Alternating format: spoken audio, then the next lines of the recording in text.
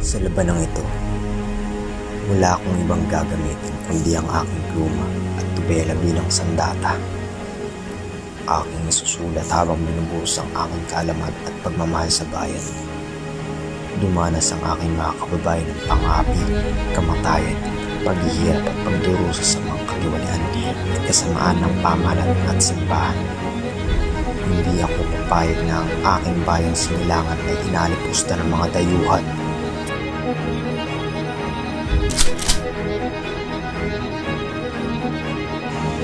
Ese, esko, ese.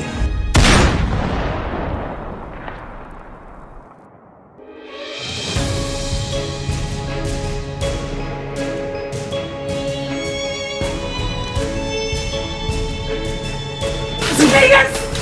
Saan ka dalawa? Wala kang karapatang alipustahin ang banal na alaala ng aking ama! Ano ba? Wala akong ginagawa! Kuya, tulungan mo ako! Nakulit ka!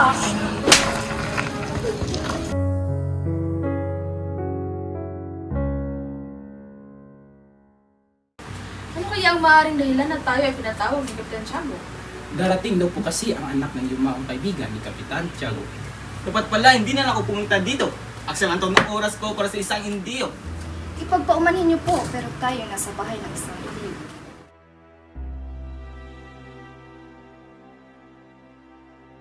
Oh, nandito na pala sila. Kinararangal ko pong ipakilala si Don Crisostomo Ibarra, anak ni Don Rafael. Natili siya sa Europa ng 7 taon. Ikinalulugod ko po kayo makilala lahat.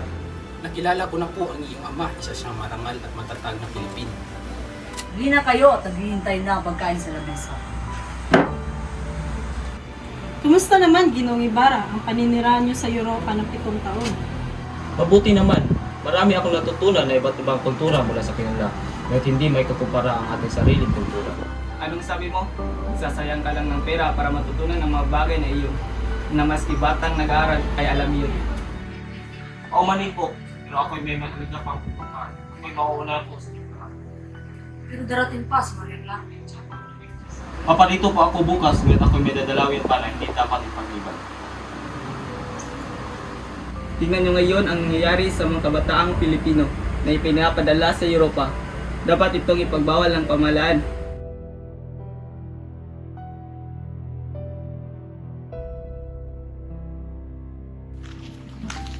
Binata! Oh, Tiniente, ikaw pala. Ginong Ibarra. May dapat po kayong malaman patungkol sa iyong ama. Tungkol sa aking ama, Tama po. Ito ay tungkol sa pagkamatay ng iyong ama sa bilangguan. Sa bilangguan? Namatay ang aking ama sa bilangguan? Babi, bibobong. Hoy! Anong sabi niyo?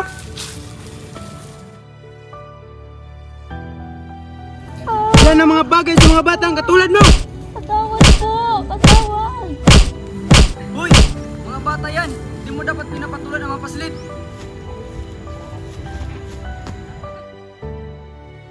At dahil sa pangyayaring iyon, nakulong at doon na rin namatay ang iyong ama. ngayon ko lang napatid ang pinasapitan ng aking ama. Sige, Ginoong Ibarra, at ako'y mauna na dahil marami pa akong masigasuhin. Sige po, maraming salamat.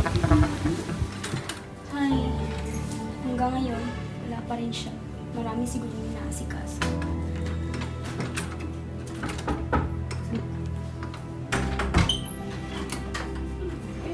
Maria Clara!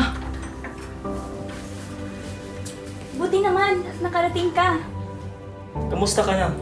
Ito naman, mabuti. Halika't maupo tayo. Siguro, hindi mo na ako naaalala sa 7 taon mong pamamalagi sa Europa. Mahal ko, kahit saan man akong lugar mapadpad, ay lagi kitang naaalala. Ibig mo bang sabihin, wala kang nakitang magagandang dilag sa iyong pinuntahan? Marami akong nakikita maganda, ngunit hindi pa rin matutumbasan ang gandang kayumanggi. Hindi pa rin nagbabago ang tamis ng iyong pagsasalita. Mahal ko, kailangan ko na palang umalis sapagkat may pupuntahan pa ako sa San Diego. Nauunawaan kita. Mag-iingat ka, mahal ko.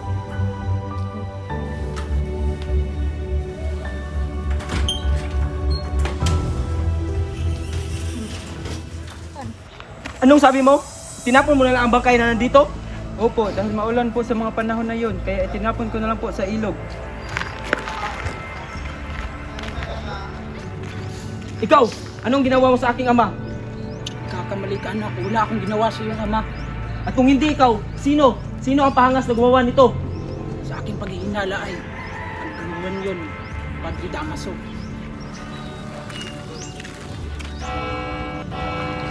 Batikan mo ng maigi ang lubid, Crispin. Baka sabihin ng sakristan mayor na tinatamad tayo. Eh paano kuya, nangihina na ako. Halika, umupo muna tayo.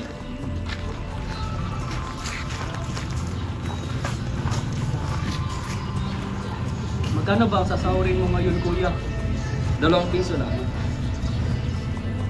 Kuya, pwede mo bang bayaran ang sinasabi nilang inakaw ko? Naluloko ka na ba? Ano lang kaya ang ating ipagbibiling pagkain kay inay?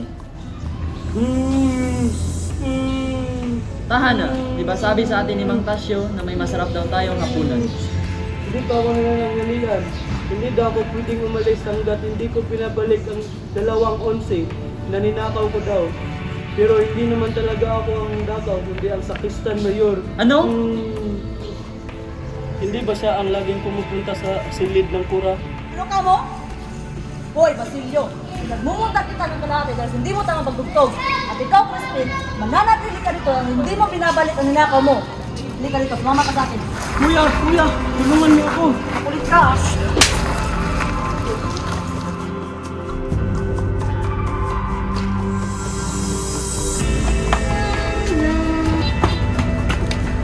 Day! Basilio? Si Crispin po! Ha? Ano nangyari sa kapatid mo? Kinuha po siya ng sakristan mayor! Bakit? Sinasabi po kasi ng sakristan mayor na nagnakaw daw po si Crispin sa Cora. Hindi ko po alam ngayon kung saan dinala ng sakristan mayor si Crispin. Diyos ko po, pinaratangan nilang magnanakaw si Crispin ko. Kaya ako, Basilio, at makikiusap ako sa Cora bukas. Halika, at kumain ka muna.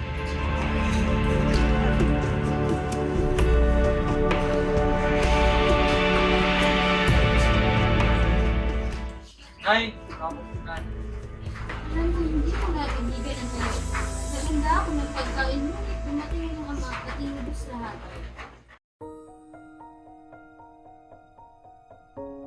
Magandang umaga. Maaari ko bang makita si Crispin? Huwag ka nang magkailasisa matapos baka pag nakaw ang inyong anak ay umalis siya kaagad. Dahil dito ay intusan ako na ipagbigay alanto sa Guardia Civil. Marahil sa inyo na ang mga sibil upang upandakpin ang inyong anak. Ano ho?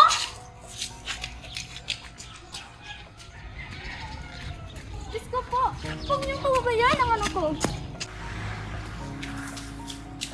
Diba ikaw, Susisa? Nasaan ang mga ninakaw ng mga anak mo? Ingakaw, wala akong kinalaman sa sinasabi ninyo. Ganun pala. Hala, sumama ka sa amin. Hindi ka makakalaya hanggat hindi ibinabalik ang ninakaw ng mga anak mo. Huwag po, mama po kayo sa akin!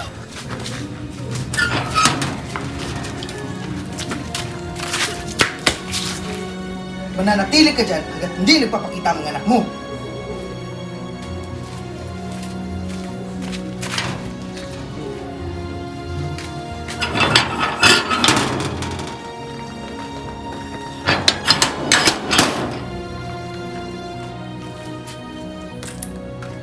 Sige, umalis ka na at baga magbago ang utos ng alferes.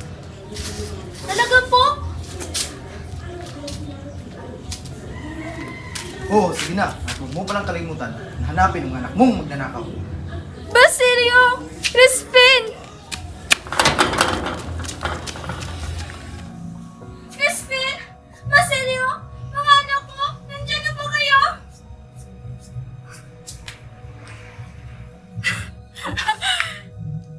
Kapirasong damit ni Basilio ko. May dugo! Oo nga, may dugo!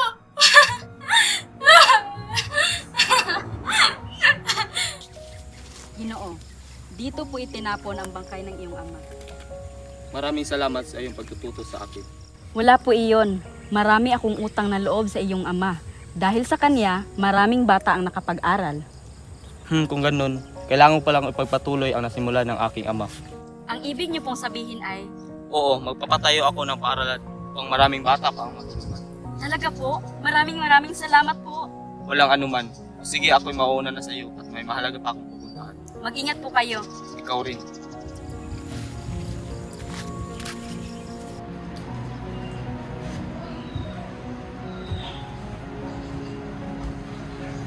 Magandang umaga po, Mang Tasyo.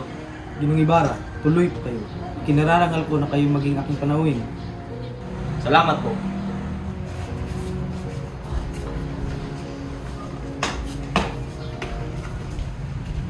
Umupo po kayo. Ano po ba ang aking may paglilingkod sa inyo? Ibig ko po sana bigyan niyo ako ng payo, kagaya na papayo niyo sa aking ama, tungkol sa pagbabalak ko pagpapatayo ng paralan. Kung ako ang nagtatanong niyo, pinarapat na sigura kayo sa pagkain dahil sila ang may lakas, maging ng may kaya, tungkulin at yaman. Papaano po kung ako'y mabigo? Mabigo man ang inyong mga panukala, dahil katutuwa naman ninyo na ginawa ninyo ang lahat.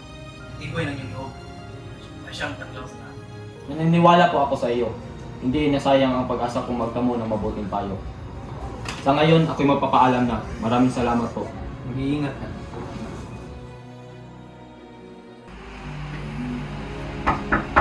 Sino kaya yun?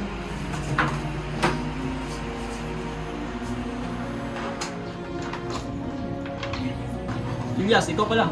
Tuloy ka kaibigan. Anong may paglilingkod ko sa iyo? Ako'y may malaga pong dapat sabihin sa inyo.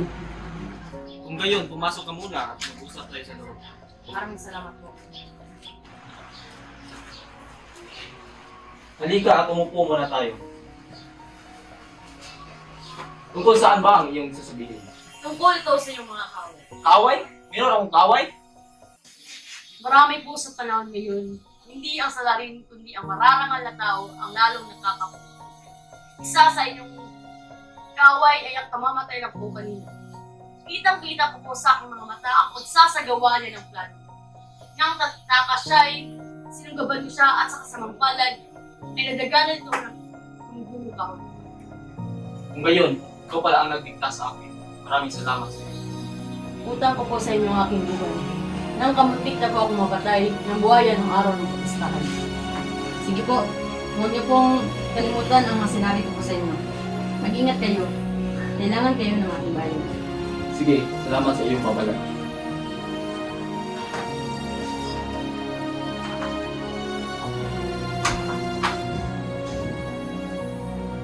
Kaaway?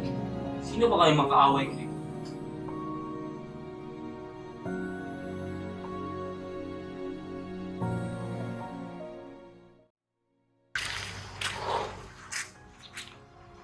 Sobra ang naging gastos ng paaralan ko.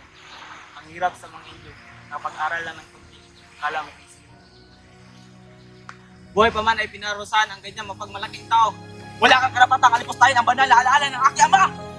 Magdasal kayo yung maikling nalaman sapagkat ito na ang oras mo! Malalaman ko ngayon kung anong putik ang nananalitay sa iyo! Ibarra! Wag! Alang-alang mo lang sa akin! Huwag mong gawin ang mga bagay na iyan! Pinapalad pa rin ang taong yan. Malit maliit ang naibig sa ating dalawa.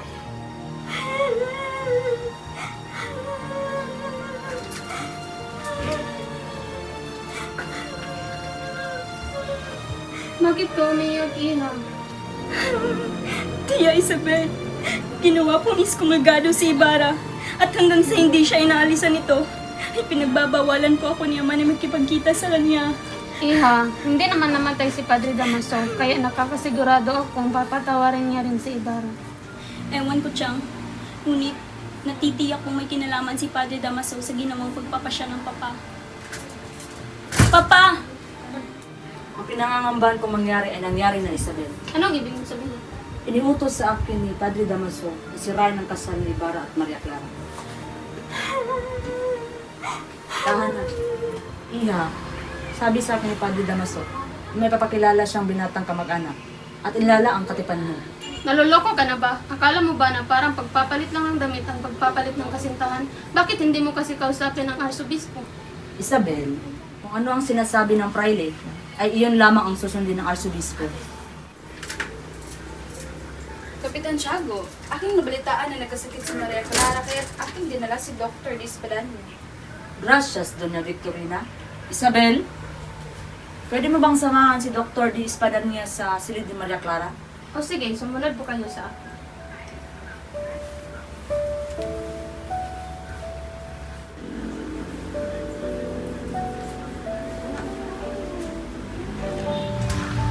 Santiago, may sakit daw ang aking inaanak. Opo, Padre Damaso. Maria Clara! Iya, maayos ka lang ba? Magpahinga ka at sigurado ako gagaling ka kaagad.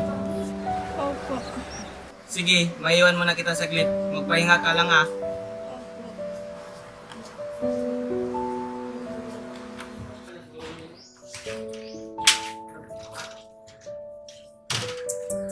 Awa-awang bata.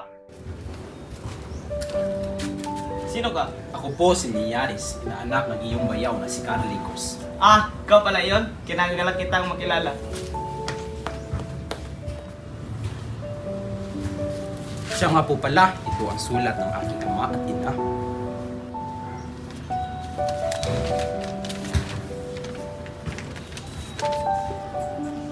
Trabaho at asawa? Ang trabaho ay madali lang at ang asawa ay... Hindi naman po ako nagmamadali. Ah, alam ko na. Halika iho at sumama ka sa akin. Isabel! Po, Maaari mo bang ipabatid dyan, Maria Clara, na may gusto akong ipakilala sa kanya na panauhin? o sige po, Padre Damaso.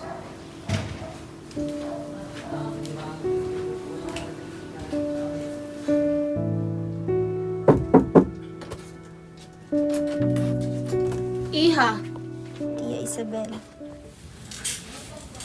may gusto daw ipakilala sa iyo si Padre Damaso. Sige po, Tia. Papasukin niyo po sila. Maaari na po kayong pumasok, Padre Damaso. Halika iyo at sumama ka sa akin.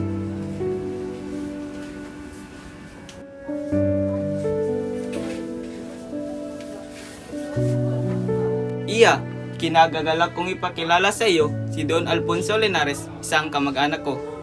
Hindi ko akalain na makakita ako ng malaanghel na kagandahan. Huwag kang mahiya, Iya. Di siya iba sa akin. Aba, ikaw pala Elias. Anong kailangan mo? Inong Ibarra! Kailangan niyo pong lumisan! Ha? Bakit? Natuklasan ko po na may isasagawang pag-uusig at ikaw daw po ang may pakalanto. Ayon sa aking kausap, inaupahan mo po sila upang manggulo.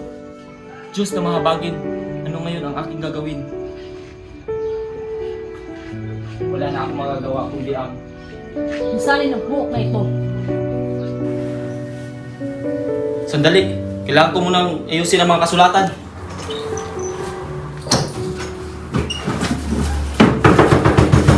Nakalalimpan niya! Ay buksan ang pitong ito! Kung hindi, ay gigibain namin ito!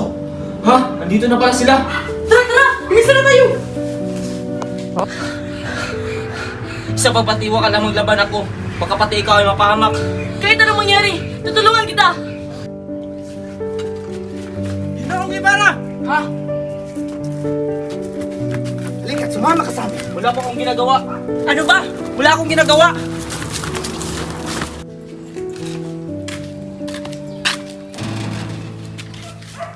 Subalit, Ginoong Alperes, wala po akong kinalaman sa mga ibinibintang niyo po sa akin. Ginoong Ibarra, ginawa ko lang po ang aking tungkulin. Kayo po ang ibinibintang nila sa amin.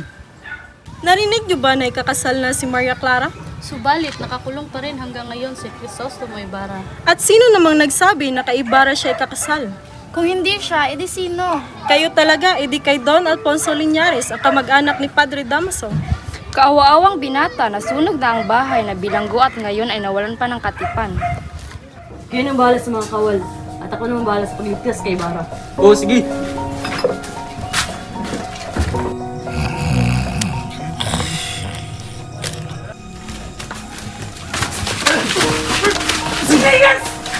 Salamat sa dalawa! Ginoong Ibarra! Ilyas! Ang ating tumakas! Aba, si Ibarra. Ibarra, paano? Tinulungan ako ni Ilyas na makatakas. Mahal ko, marahil sadyang hindi tayo nauukol sa isa't isa.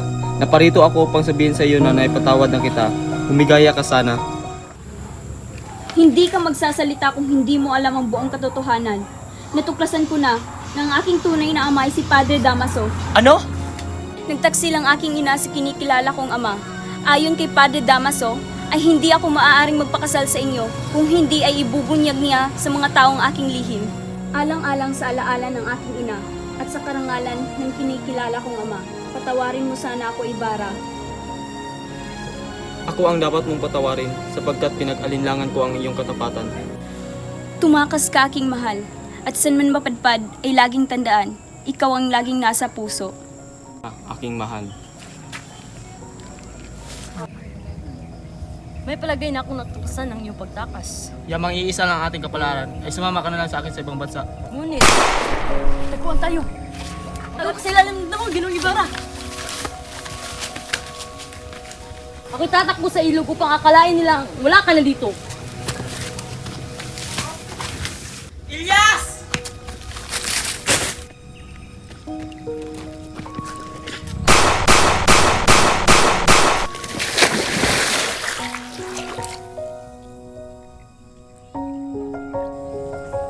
Lola, may pagkausap po sana ako sa inyo. Yung magpapasko na po ay gusto ko po sanang umuwi sa aking ina at kapatid. Siguro po ngayon ay tumatangi sila sa aking pagkawala. Hindi ka makakarating ng buhay sa bayan, anak.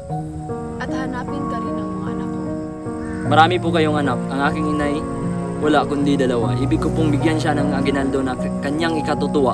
Ako po ay isang anak na nangungulila sa kanyang ina at kapatid at aking hinahangad na makita po sila. Sana inyo po akong magpahintulutan.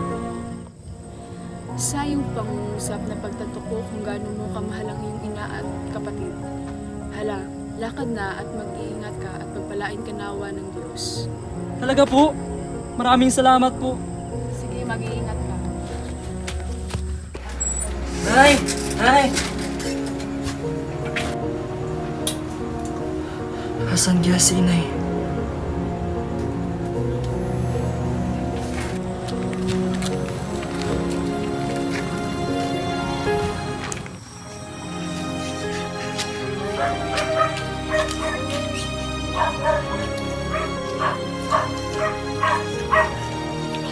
Inay! Inay! Inay! Ako po ito, si Basilio!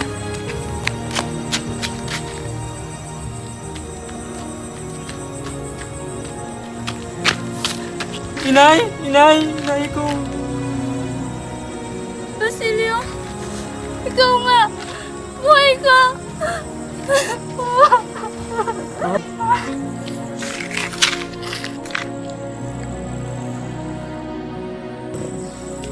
Nay! Nay!